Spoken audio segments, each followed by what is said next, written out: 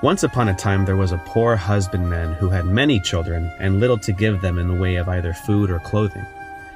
They were all pretty, but the prettiest of all was the youngest daughter, who was so beautiful that there were no bounds to her beauty. So once, it was late on a Thursday evening in autumn, and wild weather outside, terribly dark, and raining so heavily and blowing so hard that the walls of the cottage shook again. They were all sitting together by the fireside, each of them busy with something or other, when suddenly someone rapped 3 times against the window pane. The man went out to see what could be the matter, and when he got out there stood a great big white bear. "Good evening to you," said the white bear. "Good evening," said the man. "Will you give me your youngest daughter?"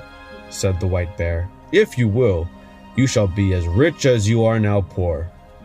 Truly the man would have had no objection to be rich, but he thought to himself, "I must first ask my daughter about this." So he went in and told them that there was a great white bear outside who had faithfully promised to make them all rich, if he might but have the youngest daughter.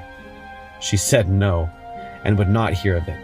So the man went out again and settled with the white bear that he should come again next Thursday evening and get her answer. Then the man persuaded her, and talked so much to her about the wealth that they would have, and what a good thing it would be for herself, that at last she made up her mind to go, and washed and mended all her rags, made herself as smart as she could, and held herself in readiness to set out.